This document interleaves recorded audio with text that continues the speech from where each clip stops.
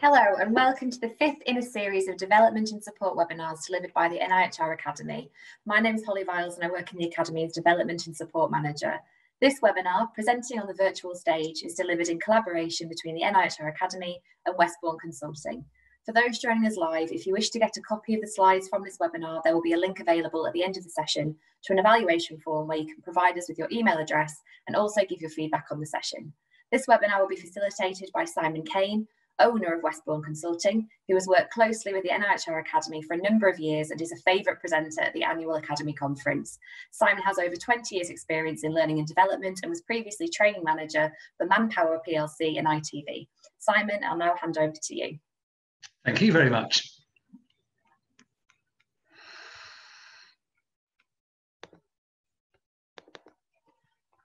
So good afternoon, everybody, and thank you very much for joining this webinar.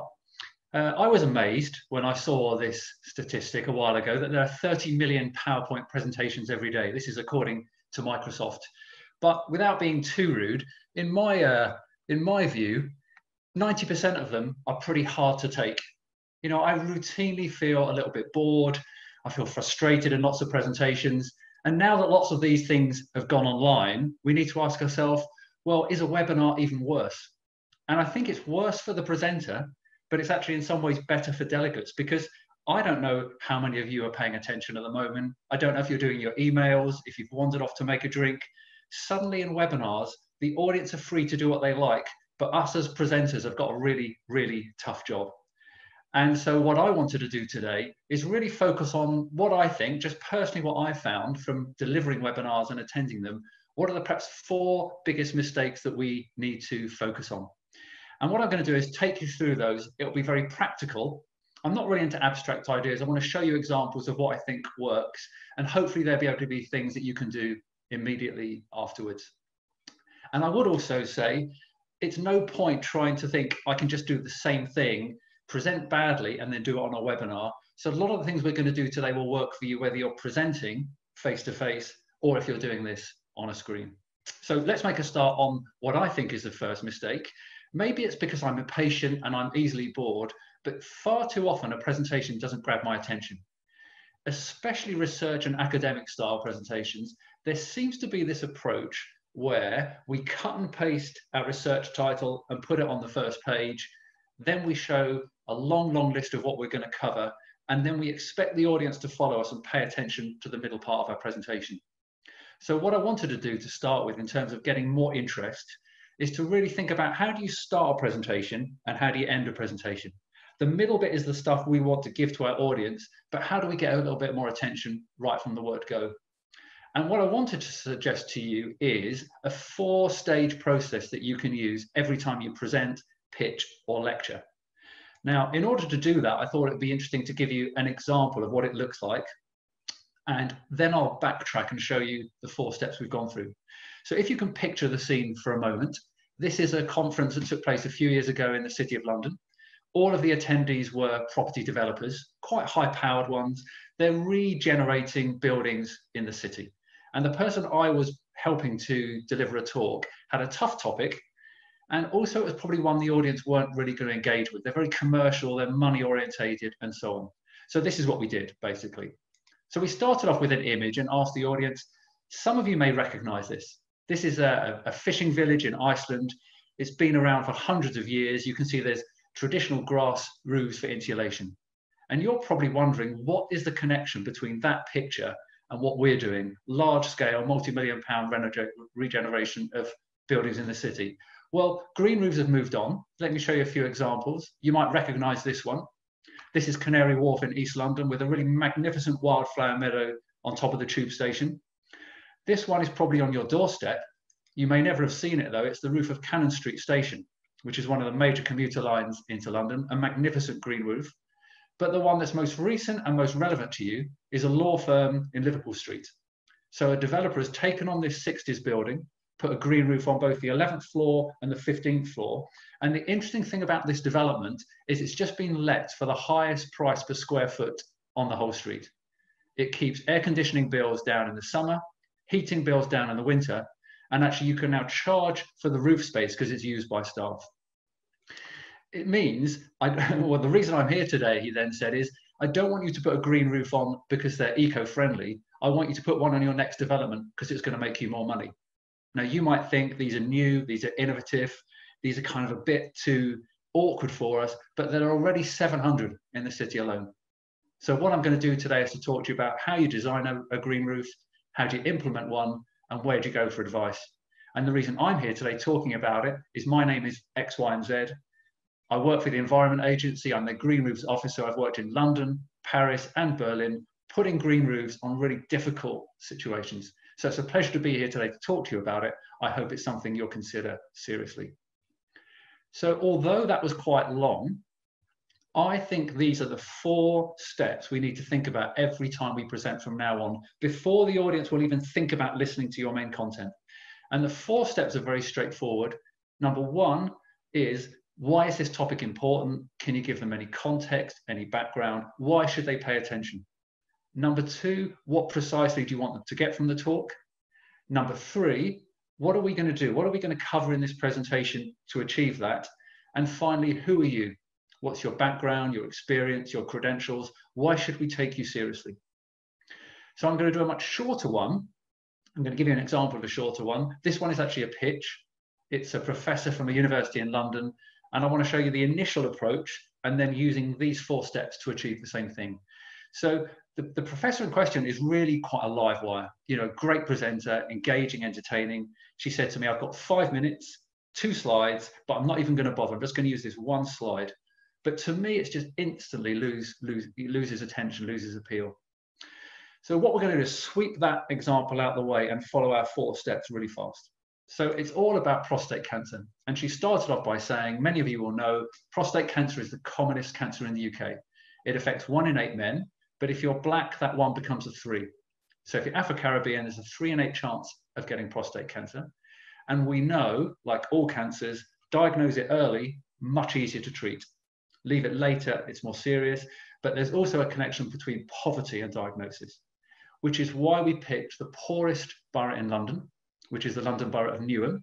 And the reason you're about to see a picture of a London bus is we had a very limited marketing budget with this project because we set up a clinic in the poorest borough in London, and we put that advert on every single London bus that went on Barking Road, which was where the clinic was.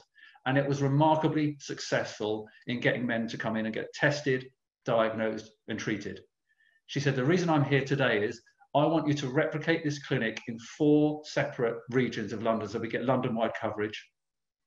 And what I hope I can do today is to tell you what results we got from this trial, what results we'll get if we go London-wide, and basically how much it's going to cost. The reason I'm here today, she said, is I'm Professor X, Y, and Z. I was involved in getting this project off the ground. I was camped out there for the 6 months duration.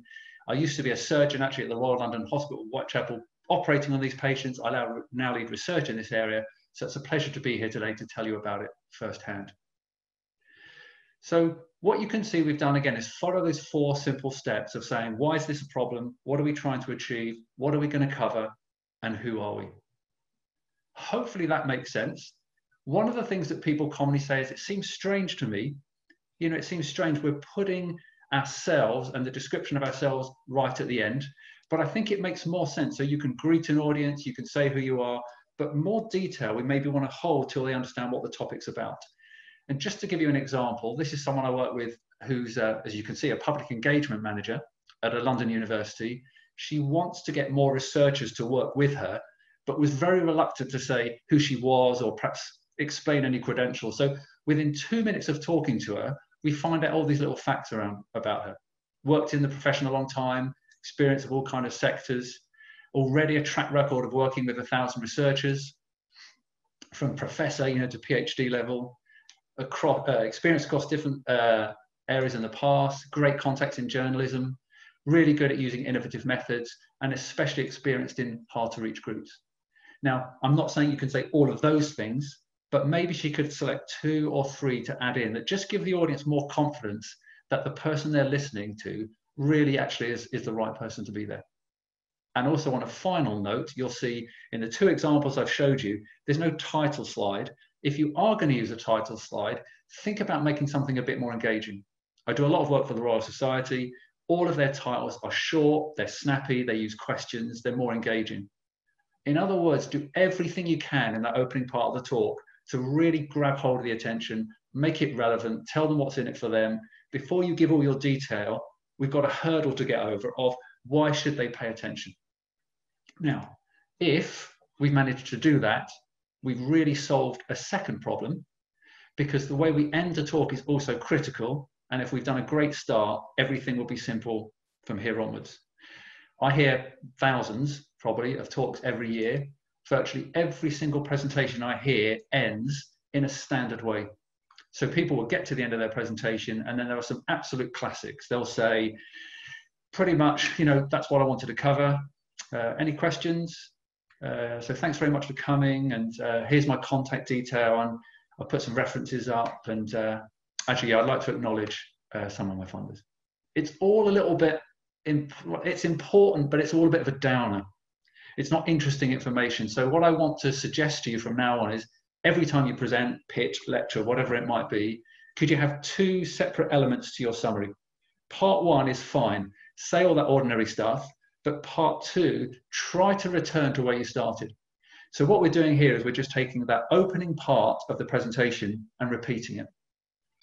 If we try and apply that, so I can give you an example, back to our London bus, when this presentation came to an end, we did exactly that.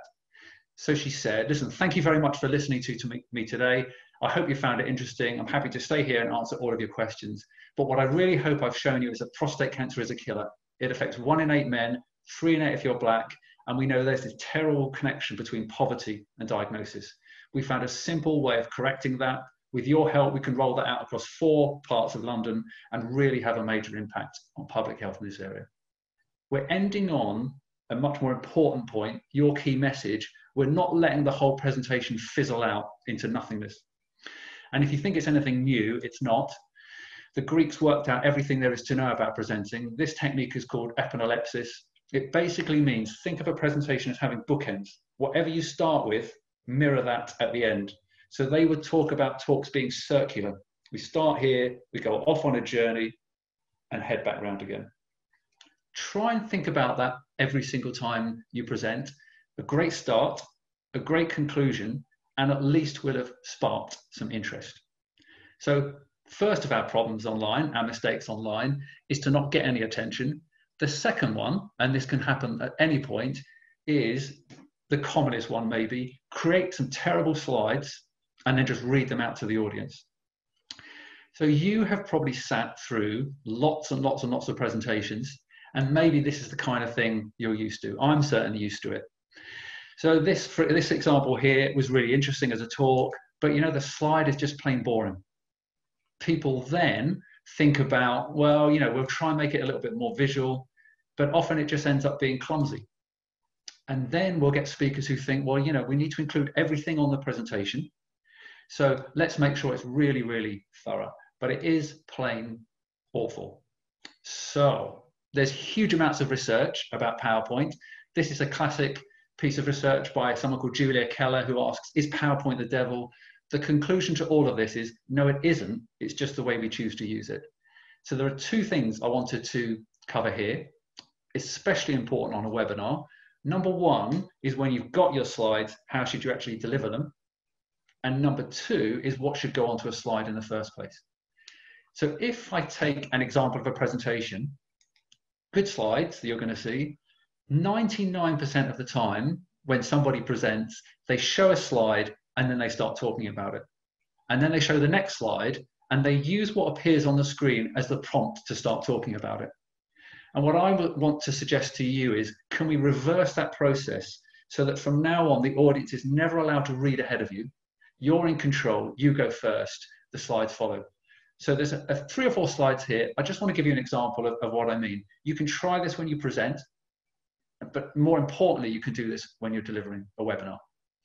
So the presenter here is saying, look, you can see here, we're looking at young men's experience of heart attacks. Why? Because according to the ONS, cardiovascular disorders are the biggest killer in the UK.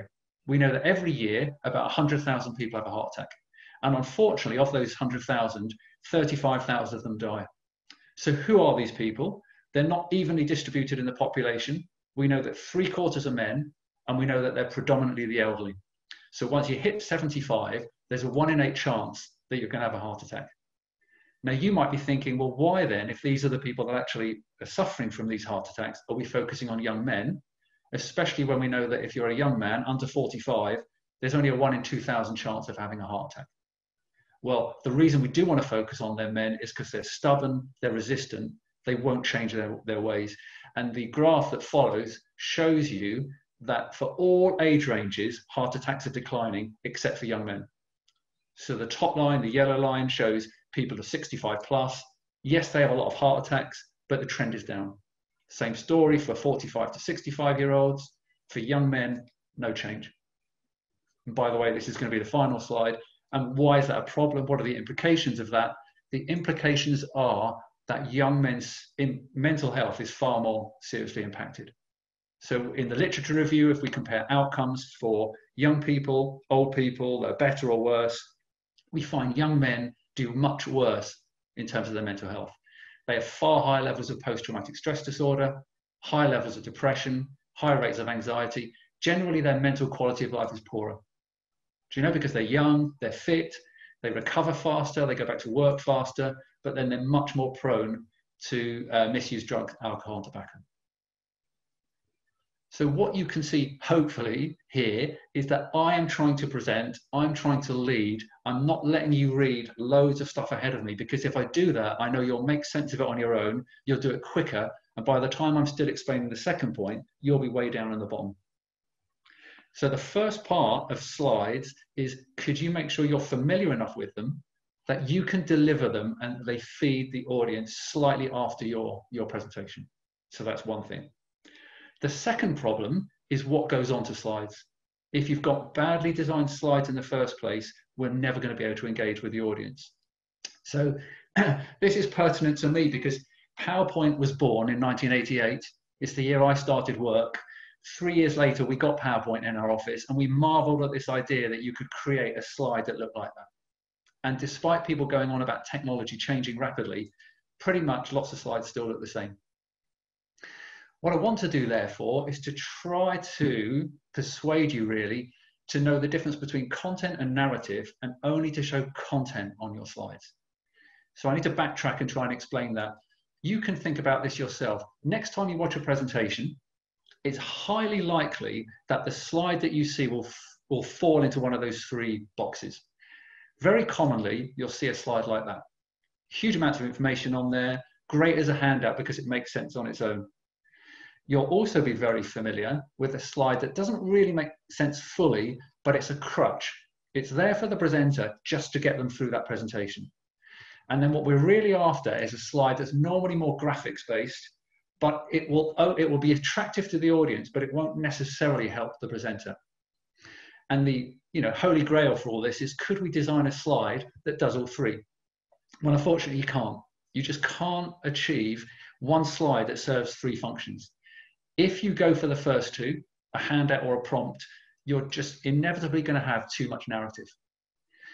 What we want to show is content. We want to show the key points, but not just in a way so that we can easily remember what to say. So here's an example. This is about 6 years old, this talk. It's about drones, how they're being used in society. You can probably see this is a great handout. It doesn't really make a great slide. So step 1 always is to try and work through your slide and find the content. Find the key points, the most significant bits. Strip out everything else. And really what we've gone to now is a list of prompts. Good for us. We don't have to do any work. We just have to work through those 4 things and elaborate. Much better if we can make it graphics based. So all I've done is to take that one list and show you different ways of making it graphics based. So you could use a combination of text and graphics. Maybe you don't even need the text.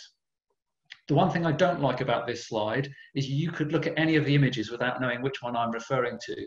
So I tend to grey out things that we're not focused on. So, we're talking about the police and the military using drones to reduce criminal activity. They're great in natural disasters like floods, where it's difficult to get up-to-date information. I live on a farm in mid-Wales. I've got lots of land. I rent it out to a farmer. He sends a drone up once a week just to see what his livestock are up to, etc., etc. You'll hear all kinds of myths that you should have 1 slide a minute, don't have more than this many slides. It really makes no difference. And in a webinar, slides need to move fast. So we could put one slide for each of those components. We could have 5 slides. It won't take us any longer. How are drones being used? Well, the police are using them. They're great in natural disasters. Farmers use them. They're great in a dangerous situation. For example, here a building's collapsed. Try to get away from this idea that every slide is up for 30 seconds, 30 seconds, 30 seconds. Have some that are up for longer, some that move fast. We need much more variety with our slides. So you might also decide, actually, I want to get the text back in there a little bit. It's fine, integrate it. Just use any method you want that's graphics based, feed stuff piece by piece. It works for you, but actually more importantly, it works for the audience. So it's easy in that example. Let's take a slightly trickier one, just one more example. This is a talk from a surgeon from St Thomas's in London. Great speaker, really interesting topic. The slides, it's heavy going. Do you know, it's a little bit of a hybrid. If you look at this slide, the first bullet point says controversial. So that's clearly just a prompt for him to remember what to say. And then the third bullet point, well, actually, we can make sense of that on our own. The 5th bullet point is a question. You kind of wonder, should that be down there? And where is the content? Well, the content really is the bottom half of that slide, the data. So this is one way. This is how I did it, to be honest. We're going to use the question, the surgical approach, effect, outcome at the top. We're going to use some simple graphics, and we're going to use some animation. So when you redid this, yes, this is controversial. There are 2 competing methods that surgeons can choose to operate on patients with esophageal cancer. The red lines are where the incisions are made, but we don't really have any evidence to say which one is more effective. So we did the largest study of its kind, the largest clinical trial of its kind, and we looked at 4 outcomes.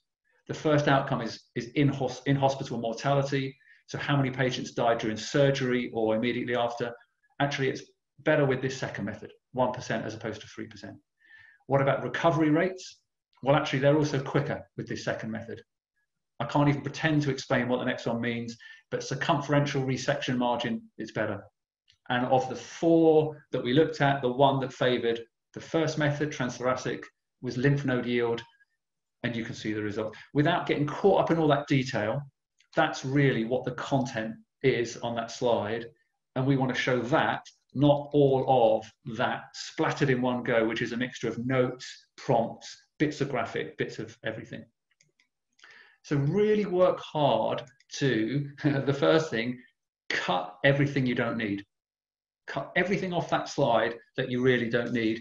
And then try to use graphics as much as possible. Now, people will often say, well, hang on, if I show that in a presentation, people look at that a month later and they don't learn anything from it, which I agree.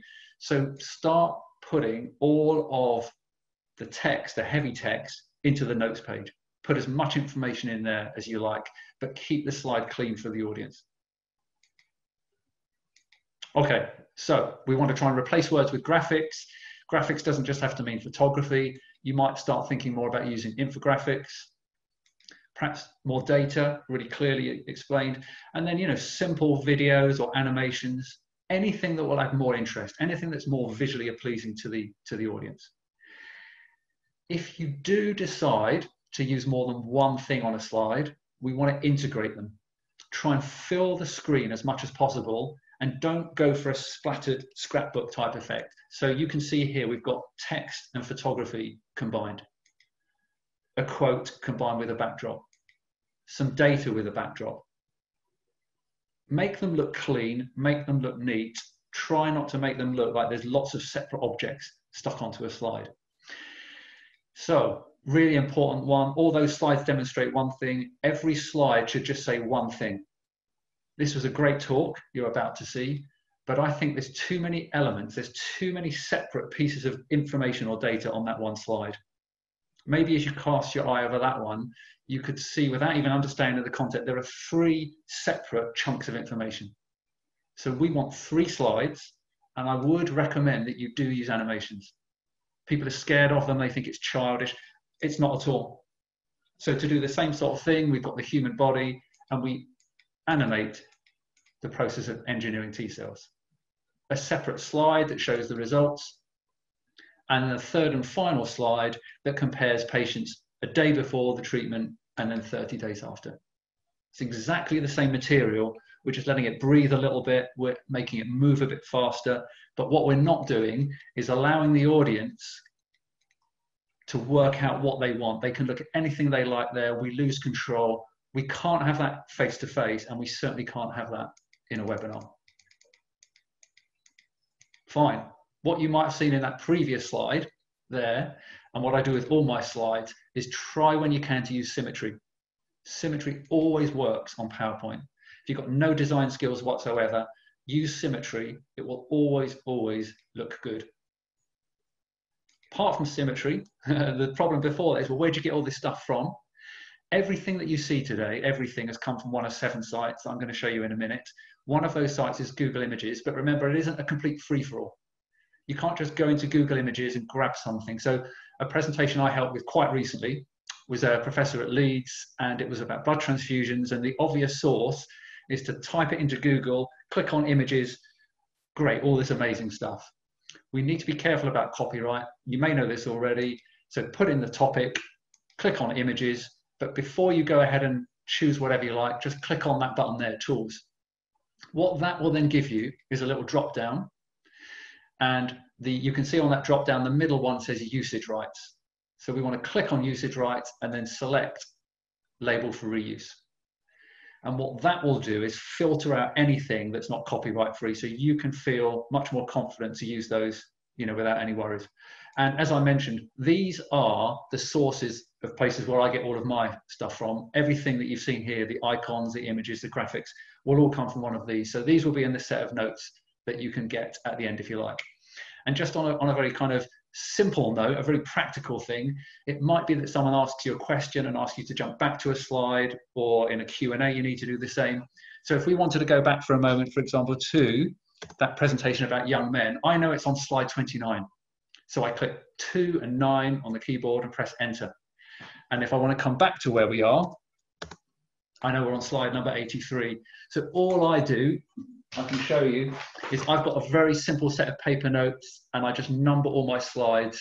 So I've got a separate prompt, and I know I can jump to any slide whenever I like without having to tax my memory. Fine. So 2 down, 2 to go. Number 1, make it really interesting, a great start, a great finish. Number 2, create really great slides, deliver them effectively, make them move faster, be in control of them. The third biggest mistake is in that middle part of the talk to just dump loads of information in a completely structureless way. When I say structureless, quite often it will be with slides like this, as we've seen. But even if the slides don't look like this, most presenters tend to use lots and lots of lists. Even if they don't have slides, they present things in point after point after point. And it's really, really difficult to have any kind of flow, any kind of fluency if you do that. So my third suggestion to you today is that when you design the middle part of your talk, try to use one or a number of these structures or storytelling devices, whichever you find easiest. I want to give you a quick example of each of them, but I'm not going to go through each one with a separate example. I want to show you where one presentation is using lots of them in quite quick succession. So we're going to start with these 3. They're very, very simple. You'll know them as soon as you hear them. I'm going to apply them to a talk that I helped someone design for the British Science Festival. It was 3 slides, 3 minutes. So this is what we did. All about carbon emissions, and in fact, all about air conditioning. So this is the funnel, the big to small approach. So we started out by saying, globally, we produce 35 billion tons of CO2 every year. Okay, that's worldwide. How much of that is from us in the UK? About 500 million tons. Well, where does that come from? You know, 50% comes from us at home, but 50% is generated by businesses. And if you break that figure down, surprisingly, looking out the window today, 20% of it comes from air conditioning. So we know that air conditioning is a really massive contributor to CO2. We're now going to jump to our second structure, which is an example. And what he then said was, some of you may recognize this. This is Europe's largest retail out-of-town complex. It's Blue Water, which is on the border of London and Kent. You know, an enormous shopping complex, but it's perfectly air conditioned, but it has 0 CO2 emissions. So how have they managed to achieve that? We're going to jump to our third structure, which is categories.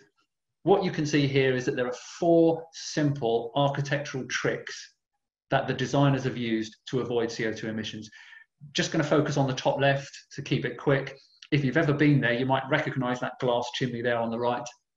Instead of having a traditional flat top, the chimney, it's a sloped top, large slats in it, and all the way around the perimeter are these chimneys, and they'll move electronically to face any prevailing wind, so the air is channeled down the chimney into the center.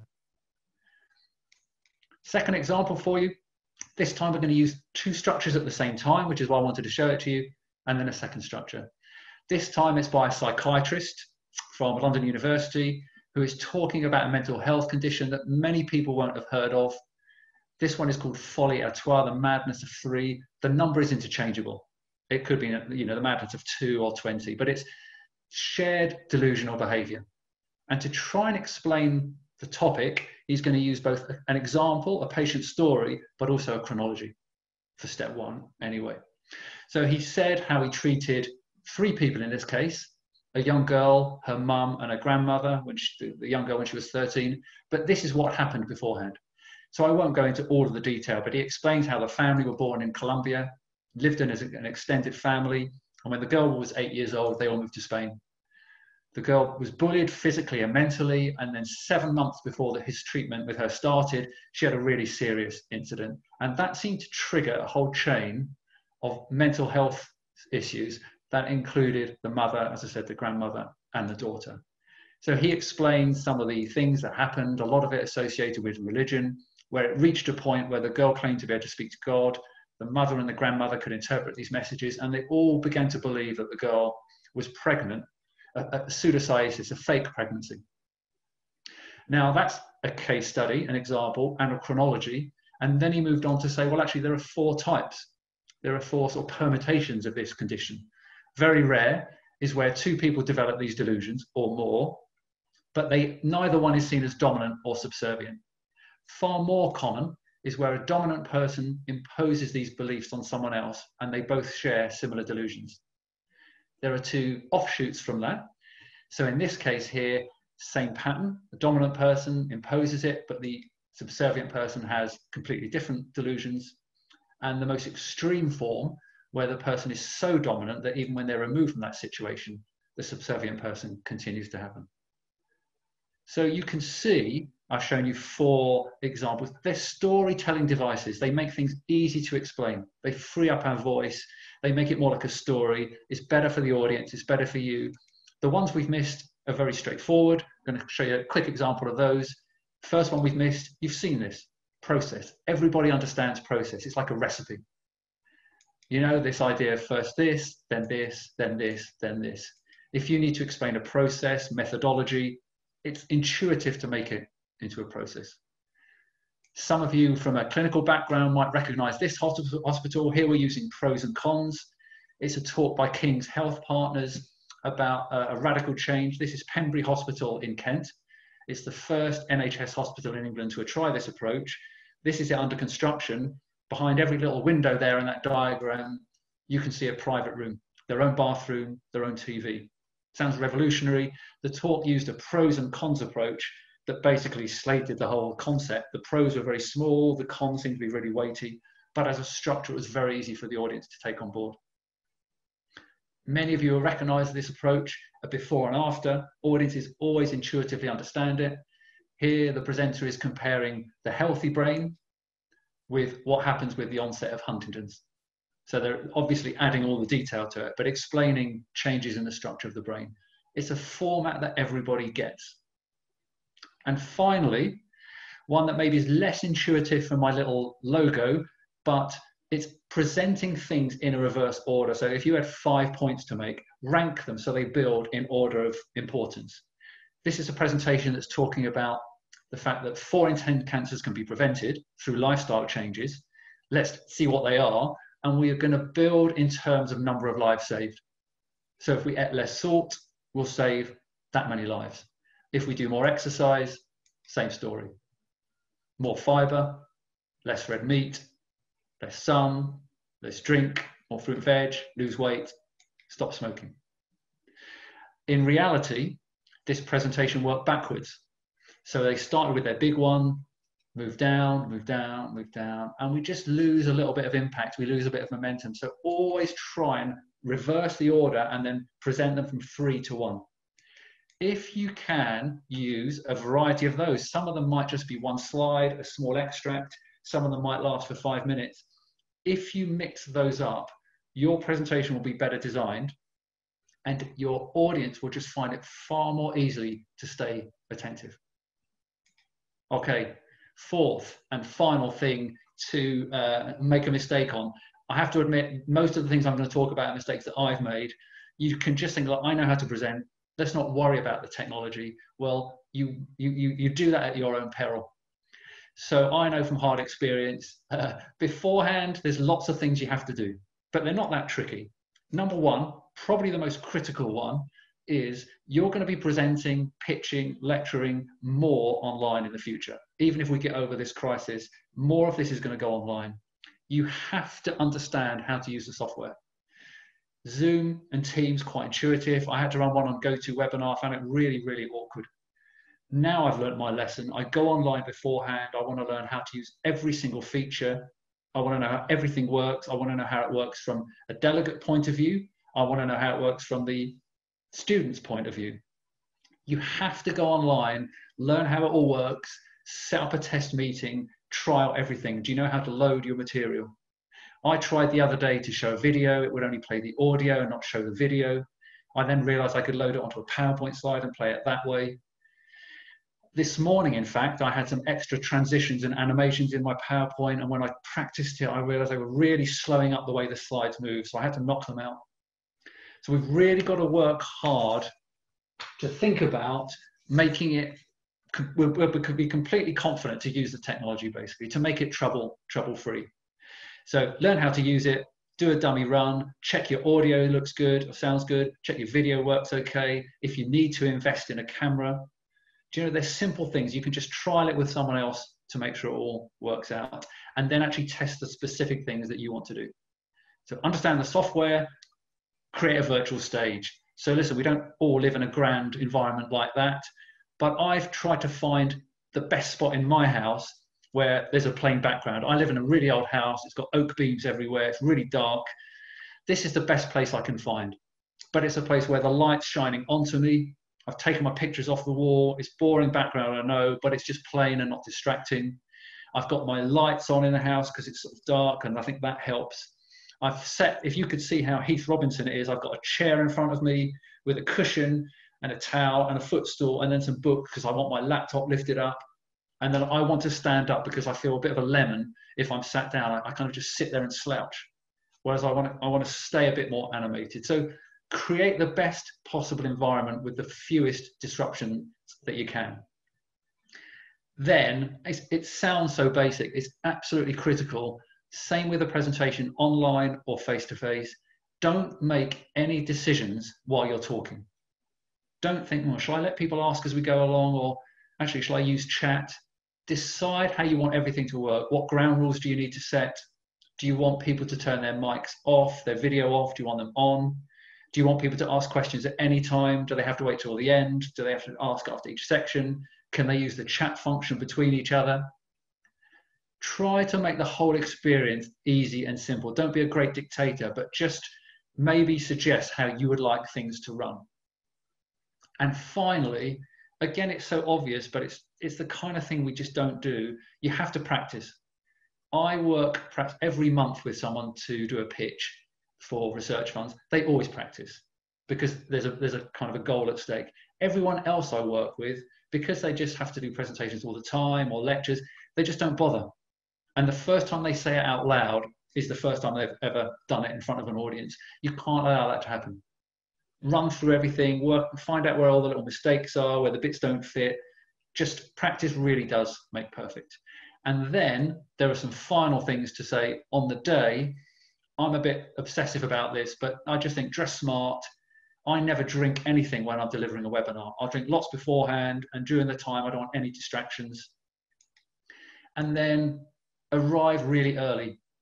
You know, I've had problems when I couldn't get onto Zoom or something was going wrong, and I don't want to get stressed or panicked or pressured. I want to get online early, check everything's there, make sure I've got my PowerPoints ready to go, And then I can be there in a more relaxed way. If people do join, I can at least try and talk to them, create an atmosphere. You're more likely to get people interactive as a result. And then maybe if we've done some of those things, instead of the ritual, oh, you know, can everyone see me? Can you see that? Oh, it's not. Yeah, hang on a minute. All this nonsense that we have to go through every time someone tries to present, and then people don't know what the hell's going on. Make a really strong start technologically, but make a really strong start with your material as well, a high impact start. If I was in a room talking to you, I'll be explaining how I think you could engage more with eye contact. It's really difficult today, there's nothing coming back, but what I need to do is spend less time looking down here, talking to my notes. I need to really make sure my eye contact is with that camcorder. It's difficult, you know, I want to look at my notes, but really I've got to look out as if I'm really engaging with you. So on one hand, we're saying do all these things, you need to be natural. You know, don't try and create any persona, just be conversational, be friendly, be relaxed, be how you are, but you probably need to add a little dose of authority. I've decided to stand up today, I just feel better doing it. I want to balance on 2 feet, have a good posture, use big gestures, try to raise my voice a little bit. Even if I think, is anyone out there listening? Are people just disappearing from the participant list? I have to kind of just keep going. It also helps me to sustain some energy. You know, I'm coming to the end of my presentation now, you'll be glad to know, but I want to try to feel if I'm up here at the beginning, but I'm not sunk here towards the end. And finally, easier said than done, when it does go wrong, try to just carry on. Try and predict those things in the past, but if there are little things, sort of pitfalls, things that go wrong, just stay in control, be decisive, try to manage it the best you can. And I think it's true to say, you know this already, probably from presenting, the more you do it, the more accustomed you'll get to it. The same with webinars, the more you do them, you'll continually improve, but you will plateau unless you really think about some of the things we've talked about today, about the design of slides, about how to start, how to end, the structure, the way you deliver materials, the way you engage with the audience. So I hope today's been useful. Thank you again for logging on. Just as a reminder, these are the 4 mistakes that I think we need to focus on. Work doubly hard to make it relevant and interesting. Really work hard on redesigning those slides and then actually deliver them rather than reading them. Don't dump a whole load of information. I'm conscious that I maybe have done that, but I've tried to put in as much as I can that could be useful, but in an orderly and structured way. And then finally, worry about the technology. You can't afford not to worry about it. So Holly, back over to you. Thank you very much for tuning in, and I'm happy to answer some of your questions. Excellent. Thank you so much, Simon. Really interesting. So we've got, well, about 20 questions in at the moment. If anyone's got any additional ones, please do add them. I know some people will have to run off at the end of this webinar, which is scheduled to finish in 15 minutes. But we are recording the webinar, which will be available on our YouTube channel under the Development and Support Webinar Series playlist. So without much more ado, the most voted for question that you've got at the top of the list is, where do you see the use and role of speaker notes? So it's not always possible to memorize everything. The speaker notes can be really useful. Is there a good approach that people can take here? Yes, actually, it is a really good question. So I guess there's five things, I think. The first one is just be realistic. How good is your memory? My memory is quite good, and I keep my slides simple. So quite often I can get away with not using any kind of notes. If I was delivering face-to-face, I would use presenter view. Hopefully some of you would know that. It's a function within PowerPoint. What it means is you can see your own slide. You can also see what the next slide is, and then there's a gap for you to have your notes. I still tend to go old school. So I know this might be a bit tricky to see, but I had 4 of these pages, okay? All I've done is to draw all the slides out, and for each slide, I'm just using one word, and that word is enough of a trigger for me to think, I know what that is. I number the slide, and then if I have got animations on it, I tend to put in brackets ×3, ×2, ×4. But I use a combination. I'll use some of the technology. Sometimes I rely on, my own memory. I will use old-fashioned paper notes, but then within that, I'll use simple prompts. So you might remember I showed you a slide halfway through the talk, and it just had something like, the police and the military, natural disasters, etc., etc. Those 4 words are prompt enough for me to deliver it, but only if I've rehearsed it. If I've rehearsed it and I know I can do it from those prompts, it's enough. But get the notes separate from the slide. That's the key thing. Excellent. So linking to that, we've got 2 separate questions that are quite similar, which are around the slides from the talk and having the notes that go with them separately. And often people want the slides, they want the notes that you've had. Obviously, you talked about using the notes section within the PowerPoint. But if people need to give something that's kind of a handout quality, yes, they're asking, is there a best way to present that information within that kind of notes section? Yes, so actually one other option for you, and I've been working over the years with lots of lecturers who will say, oh, my students will be, you know, having a nervous breakdown if they just get graphics only. So what you might think about doing, if you can imagine on your screen, if you use all your slides in Slide Sorter, you might have a graphic slide, really great slide that you use in the talk, and on the next slide, put as much text as you want in the form of bullet points, whole sentences, almost the things that I said to you, you could put in the notes page. And then students or the audience will know in the presentation, we always do a double click every time we move slides. So we'll show a graphic slide. On the next slide, they know there's all the backup information. And on the next one, we're onto a graphics. So they know when they get the PowerPoint, it will be graphics, text. And they understand that in the talk, we're going to skip the text ones, but it's all there if they need to make sense of it later on. Great, thank you so much. So it's a bit of a technical question. So when you use the 4 images and you kind of grade them out as you moved around to prompt which one you're talking about, someone's asked, did you make a new slide each time, or is it a special effect that you don't know about? Yes, so it is actually 5 slides. The first slide is all of them in colour, and I just, on the laptop, Control-D would duplicate that slide. So I duplicate 4 more times, and then I just click on each photo, and then you click on Format, and then you can grey it out. It takes about 2 seconds. What I would say is every time you need to learn something like that, just type it into Google. How do I grey out a picture? And all the things I've done today are easy.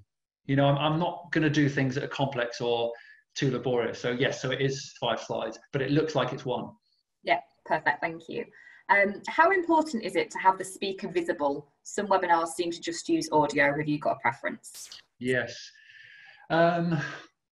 I have a preference, I suppose, for as a presenter and also as a listener. I do like to see both. If they're going to just sit there and slouch and not do anything, I realise I'm not even noticing them. So I quite like it if the speaker is there trying to add something with their posture and their gestures and their energy and so on.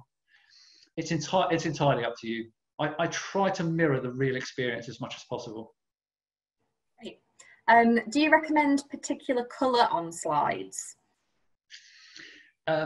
If you want, there are loads of websites that will tell you what the best combinations are. I prefer, for my own business, I just have a black background and then light colour on top. Throughout this presentation, I've just used loads of different colours. I just think all that counts is a really strong contrast.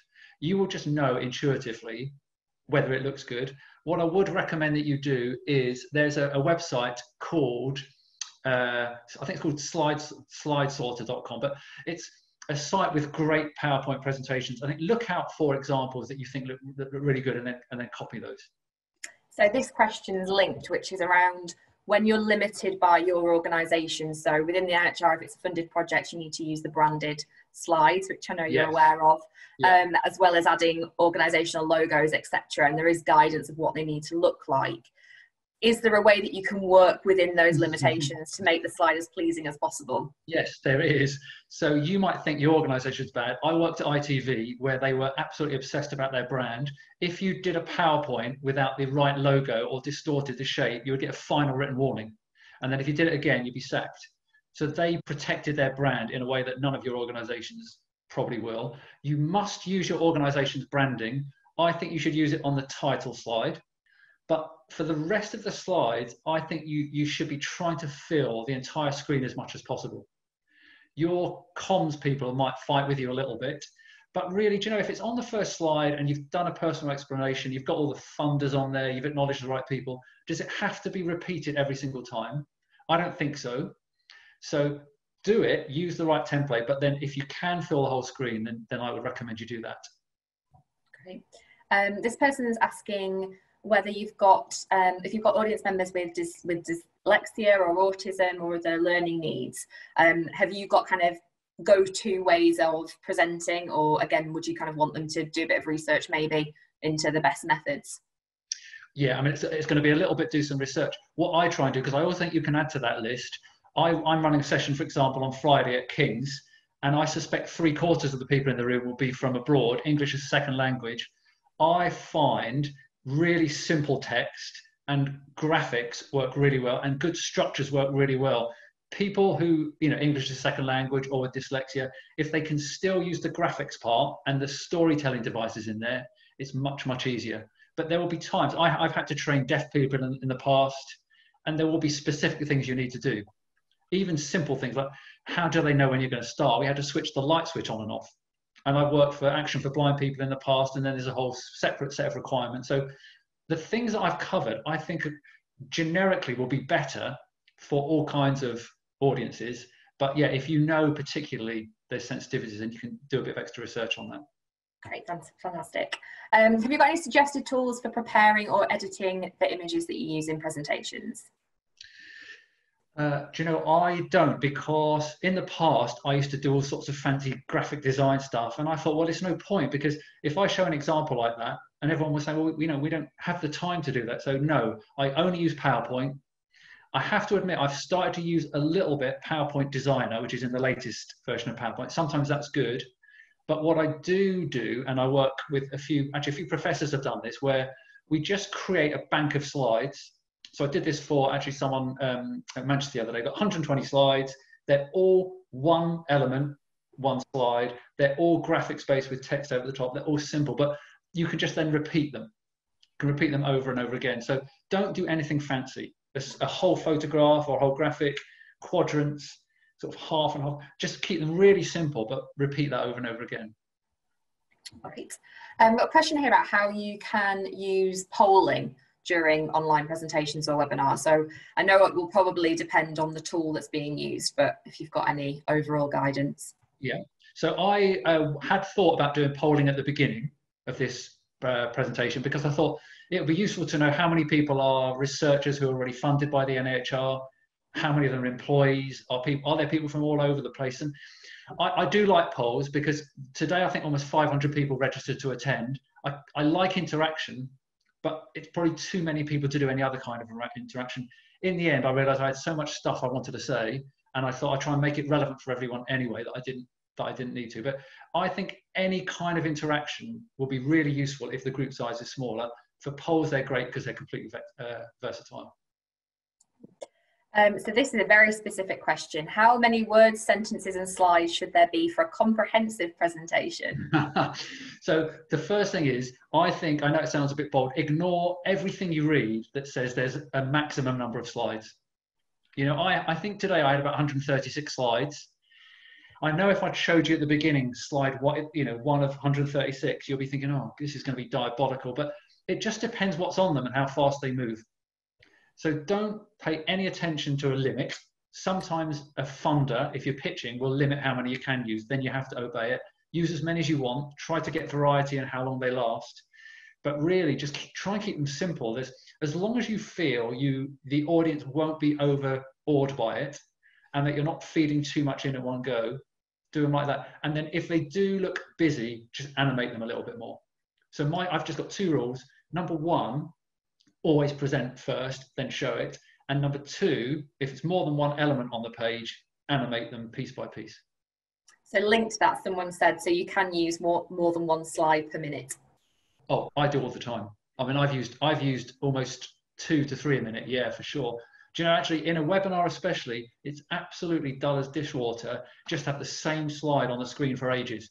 And if it's a text slide, you can read it in 10 seconds and then it's up there for the next minute or so. It makes the mind drift. So I think in a webinar, we need to make the slides move much, much quicker. Great. So this is a question about the background. So today you've used a plain background. Do you think that's better than using a stylized background, I suppose, like I've got at the moment? Yeah, it's a good question. So I am quite envious of that stylish background. We tried to use it. I've tried it a number of times on Zoom. It just won't work with my laptop.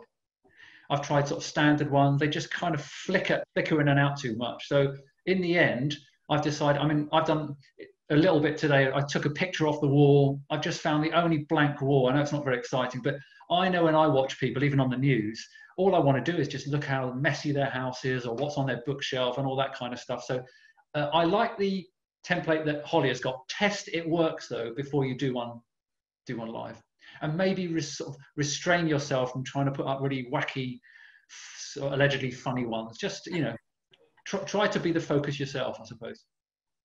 So a few people wondering where they can find infographics.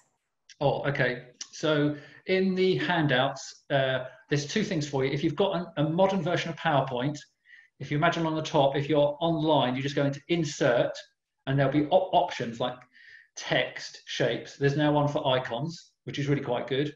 The best source, though, is a website called Flat Icon, FLATICON. It's all free. All of my icons came from there today. There's just hundreds of thousands of them. And they also own a company called FreePic, FREEPIK. They do icons, vectors, graphics, photos, a tremendous amount of stuff. It's all free. Excellent, thank you. So this person's wondering, is it good to acknowledge your own disabilities or difficulties to get empathy from the audience? Yes, I don't see. Yeah, not if people think you're just you know, sometimes people say, oh, I haven't had much time today to prepare and this, that, and the other, and I'm really dismissive of all of that. So don't make excuses for things that you had control over. I worked with someone actually a while back who had developed a little bit of a speech impediment from nervousness of presenting, and she would quite often explain that at the beginning. I think that's fine, because audiences would totally accept that, and it's relevant. So don't use it to make an excuse. But I think people warm to the presenter. I certainly do. You know, I can kind of warm to them or feel distant from them. So I don't see anything wrong in doing that. Excellent. Have you got any suggested fonts for online presentations? Oh, I'm a little bit of a font geek. You should, going back to a previous question, use your organisation's preferred template. If you have got your own choice, the one I like is Microsoft's own font, which is available. It's free on all PowerPoint versions. I don't know how you pronounce it, but it's spelled SEGOE. I don't know if that's Sego or Segoi. And then there's, as usual, lots of versions of it. You could just pick one. I think it's a really lovely, clean, crisp, you know, no italics and flourishes on it. It looks really good. Great, thank you. Is too much animation advisable? You can do too much. Do you know the thing? You can do it unnecessarily, and you can obviously do things that people would have done in the 80s, putting little, you know, explosion sounds or typewriter ka-chings and all that nonsense. And actually, my animations today are always just simple appear. I think the more you play around with fades and swivels and spirals, that just makes it look trivial and childish. So only use them when you need them, just to be discreet, but to feed pieces in step by step. So someone's asking here, how do you find the time to learn all the software? So they're really busy. Are there any teaching aids that you can use, or is there maybe a simpler, easy, effective way that they can default to? Yeah, so I have to say, I had such a terrible experience the first time I did a Zoom webinar, and I don't like looking stupid, and I thought I looked completely a fool doing this. So I went onto the Zoom's website, and there are some training videos. They're really easy to find. I thought they were quite good. I was expecting them to be terrible, but they were quite quick, and I picked up a lot from them. So most of the providers will have little training packages, but the reality is you might not have that long. Nothing really beats just doing a dummy run at home. I think in 5 to 10 minutes, you can just schedule a meeting with someone, almost sit next door to each other, so you can see what they're seeing, they can see what you're seeing, and just try it all out. Zoom and Teams are probably the easiest to use. You just need to play around with making sure you can share stuff and know how questions work. It won't take long.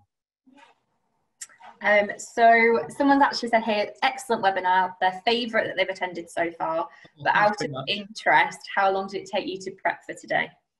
So it took me longer than normal today, because I normally teach people to present and I've got tons of stuff. And if I'm honest, what I normally do is I go and deliver stuff. And if someone asks a question, I pull up a previous presentation and say, look, here's how I've done it elsewhere. Today, everything had to be described in advance. So it maybe took me about 3 hours to put it together, but I then spent 2 hours practicing. And I also did it because today has been recorded. And I thought to myself, it's one thing making it, you know, doing a cock up in front of a live audience and that's it. But if it's going to be played over and over again, I want to make sure that, you know, I feel confident that it's going to work. So I've got someone asking here about the fact that you've framed for today to allow you to use hand gestures, yes. Which seems to be part of your personal presentation style. So they're asking whether hand gestures are something that you advocate and think that they should yes. use. Yeah, they are. Two things I'd suggest is the first one, the bigger the audience, so it's difficult in a webinar.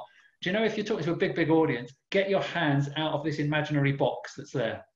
So when you watch people present face to face, they'll often do little weenie gestures like this. And they might say, oh, welcome everyone. Oh, this is really important. And they're tiny.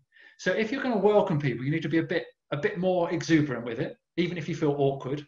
And the second thing is, the more the gestures don't mean anything. If you just did this for a lot of the time, it doesn't mean anything. So try to select gestures that are iconic. And what that means is we all understand what that means. That means like kind of why, or the most important thing. You know, in the past, we would have done this. We need to shift there. You can see the trend is, yes, lots of heart attacks, but the trend is coming down. So what we want is two things. We want iconic gestures that actually mean something. And then we want to be a bit more expansive. You might think, oh, it's awkward. It's much worse to just do little weenie ones and then slouch a little bit and look a bit, do you know, try and look authoritative and be a bit bolder with it. Tech question here. Do you think it's worth using an external microphone while presenting? So I think I'm just lucky. I hope you can hear me all right. My microphone is fine, I think, and I don't want to have to spend money on anything I don't have to.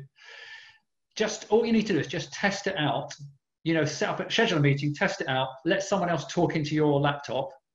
And if you do need to get a mic, they're pretty cheap anyway. But if you've got an up-to-date laptop, it's inevitable, it'll be fine. But just play around with the volume, make sure you think it's audible. You listen to it from someone else talking into it on their laptop, and you'll soon know. And back to kind of think about the slides again. Have you got a recommended font size to go with your recommended font type? Do you know, not really. I just do it purely by eye. So, I mean, if I had, you know, a slide up with an image and then I wanted a title over it, I normally just then highlight it. And you know where you go to change the font size, rather than selecting a set size, next to it there's a big A and a little a. And if you just click on the big A, it'll make it bigger and bigger and bigger and bigger and bigger by degrees, or smaller and smaller. And then I just wait till I think it looks good. So it's a really silly answer. If it's only 2 words, you can have it bigger. If it's 8 words, you can have to make it a bit smaller. I never worry about what the actual font size is. I just do it by eye, by kind of making it go up or down. Hopefully that makes sense. No, that's great. So someone's asked, how do you control your nerves when you're presenting, or do you get nerves? So when I was younger, I did just get very nervous. I think, you know, when you do something a lot, you get used to it. But because I am driven by not looking stupid, I will rehearse probably more than everyone else. So I did get up at 6 o'clock this morning and I set my little stand up and I just rehearsed it and got irritated by how I was doing it and changed things. But it's only if I think I've rehearsed it that I'll feel confident. Or I shouldn't really say it, all this other stuff that people go on about lying on the floor, focusing on the diaphragm, deep breathing, blah, blah, blah, visual, it just doesn't work for me. Do you know, if I'm nervous, and I know the one thing that will at least reduce that is knowing I know precisely what I'm going to say, in what order, to what slide, no decisions at the time, and then I just go for it a little bit. It will get better the more you do it, but it will only get better the more you do it if you start to do it well. Great. I think I know the answer to this question, but do you consider your shirt colour in relation to your background? Yeah, wait there. So I actually had this shirt on earlier on. Even now, maybe you can tell, it suddenly makes me go all dark. So we just changed the shirt and suddenly it looks a bit better. I was a bit amazed. So maybe this is kind of getting into extremes, but yeah, you perhaps again in that setup, you could just experiment. you could just, I thought, oh, it looks fine, until I saw I looked like I had a little pea for a head with this big white cloak. So yes, it probably does make a difference, I've learned today. Thanks. Do you think it's okay during an online session as a speaker to ask questions of your audience? Oh, 100%, 100%. And if they could be varied. So, you know, even if you were to use a lot of rhetorical questions. So I really loved when we moved from one slide to another to do this same little format where you maybe say, fine, so we understand a little bit more about who's using drones, how actually are they using them? So we've got a rhetorical question where they don't need to answer, but then you can ask all kinds of questions. You might even ask the audience to raise their hand. So I heard one the other day, it was about an abstract one, but what percentage of Japan is covered in woodland? So it was we only had to guess one thing. I think I guessed about 12%, but the answer was 74%. But even that, guess this, choose that is good. Maybe it could be asking the audience for examples of things, or it could be a completely open question. So questions are really, really good. You can have really controlled ones. You could even ask how many people have got experience of this, where it's just a yes, no. You could ask them to guess something. You could even use this idea of, look, I want you to imagine. You know, you pick up the phone, you do this. Even just them engaging mentally with that, it's focusing with them, but they're not actually having to say anything. So definitely, but decide in advance what you want to do. So last question, which is very appropriate. Any advice on how to prep for Q&A? You've been great at answering a variety of questions. Oh, thank you very much. Yes, I have. So I'll do about 5. Number 1, most critical thing, will you try and anticipate what people are going to ask? When I help someone with a pitch, I just keep bullying them to say, come on, what could they ask? What could they ask? What could they ask? Because you really want to get to between 80 and 90% where you've already predicted that question. So anticipate it, then plan your answer, what you're going to say. And what I also think you should do is, there are things I wanted to say today that I didn't have time. So I have a mental list in my mind. So I think when I answer a question on that, I can slot this bit in. So use the Q&A for yourself a little bit. And then the third thing, maybe the final thing, is try and think about this format for answering a question. It's what we used at ITV with anybody that was going to be interviewed by journalists. It's really simple. Answer the question in 1 sentence. Elaborate a little bit. If you can, give an example and then sum up. Now that might not make sense, so really, really fast. Imagine someone said to you, where's your favorite holiday destination? Instead of umming and ahhing and saying, oh, that's tricky. And so many places I like, and I like the beach, and I like city breaks, and then I like this. Cut all of that, answer it. My favorite holiday destination is Italy. I think the reason is because it's got great art, architecture, cuisine, countryside, the climate. So for example, last year I went to Bologna. It was a great mix of this, this, and this. So yes, there's a million places I'd like to go to, but I think Italy's my favorite. Snappy answer, elaborate a little bit. If you can give an example, if you give an example, then sum up. And try and keep it quite compact. But practice, so I'm going on now, but practice them, not just your talk, because the talk could be organized and then the whole Q&A just becomes chaotic. Fantastic. Thank you so much, Simon. It's been a wonderful session. A lot of people have mentioned kind of within the Q&A and the chat as well, how useful and valuable they found it. And one person even said they're going to go away and change their slides right now. As a result, so thank you so much for that. No, that's great. Thank you. No, I've really enjoyed it. Thanks very much for tuning in. Yeah, hopefully it's useful. So as I mentioned at the start of the webinar, for those of you joining us live, as you close the session, you'll be asked to complete a quick evaluation form. The link's now available in chat, and that will let us give you the slides by providing us with your email address. And also this recording will be available for the next few weeks on our YouTube channel under the Development and Support Series webinar playlist, as well as previous webinars. And if you haven't already signed up to our forthcoming webinars, they are available on the NIHR Academy events page. So thanks all so much for your time today. Hope you have found it beneficial. Thank you again, Simon. Hope everyone enjoys the rest of the day.